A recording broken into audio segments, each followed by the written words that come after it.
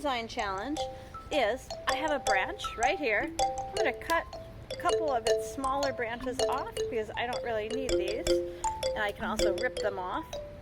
And now I'm going to tie this together like this. I just bent it and I have it with my piece of yarn. Hi, this is Cheryl from the Madison Children's Museum. Today for our exploration station, we're going to look at biomimicry.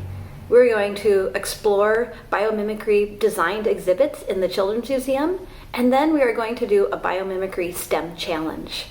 You may go, wow, biomimicry, that's a big word. What does it mean? Biomimicry is a way of thinking that encourages us to look at nature's solutions to solve Earth's problems. By observing nature, we can create new ways of living that are more sustainable.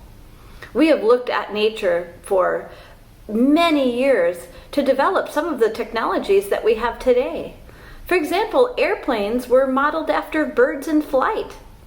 Velcro, if you have shoes that Velcro, those were modeled after the burr on the burdock root that sticks to your clothing when you hike through the woods. There are many innovative inventions around the planet that come from observing patterns in nature. Why would we want to model after nature, you might wonder? Nature is interconnected, it's adaptable, and it's regenerative. By looking to nature to solve some of Earth's problems, we can have a positive impact on climate change and help restore our Earth for many generations to come. So right now, I am sitting in a pod. This was actually modeled after a Baltimore Oriole's nest. We use these as reading pods in the museum, and if you've come here, you might have even read with your parents in one of these. Upstairs, we have a Coops Cathedrals exhibit. That's on Frank Lloyd Wright. Frank Lloyd Wright grew up in the 1800s, spending most of his time in nature and observing what nature had to offer before he became an architect. Once he did, he designed a lot of his things from nature. They were more geometric designs. Even some of his buildings. One was designed after a four-leaf clover. So I right here also have some leaf shapes. So when you are looking at plants, leaf shapes have either opposite leaves on a stem or alternate leaves on a stem. Architects have even used leaf shapes and branches to design buildings and high-rises to know just how strong it can be. So, what we're going to do is look at some things in the museum. You'll see that we've designed these nests. Colors are taken from nature. Nature is the most colorful place you've ever seen. And all different colors are adapted from nature to bring inside. Now what I want to do is go upstairs and get ready for our STEM design challenge. Hi, now I'm on the Children's Museum's green rooftop, and our design challenge is going to be about spider webs. Did you know that if a spider web was human size, it would be 5 times stronger than steel? Spider webs are used for spiders to be able to capture food. There's some parts of it that are sticky, and they vibrate when something lands in there so that the spider can go capture its prey. They're very strong. One of the strongest spider webs belongs to the Darwin's bark spider, which is 10 times tougher than Kevlar.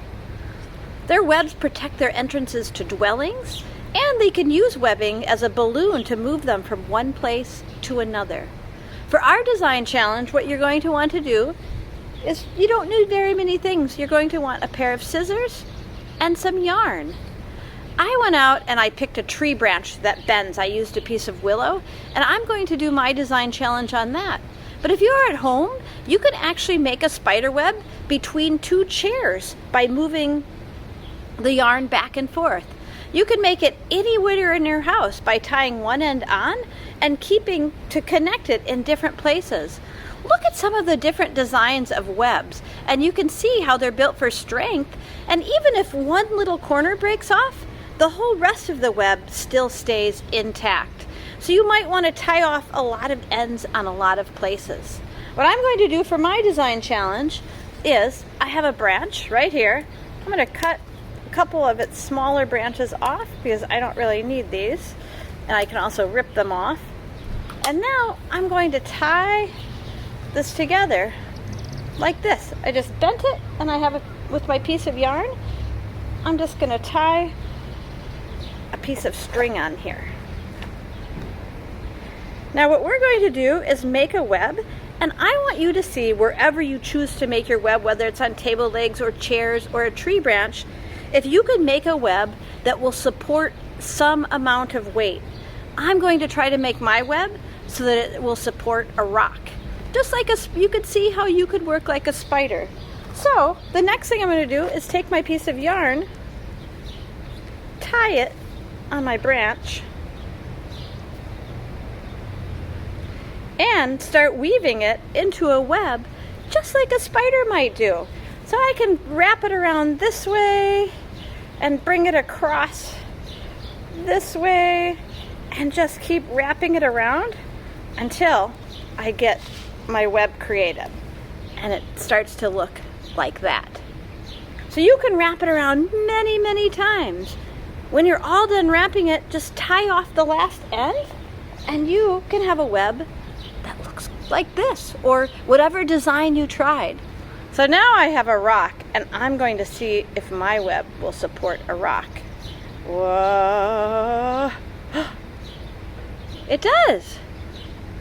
Have fun trying this at home and go on a nature hike and see what other things you can observe in nature. Have a great day from the Madison Children's Museum.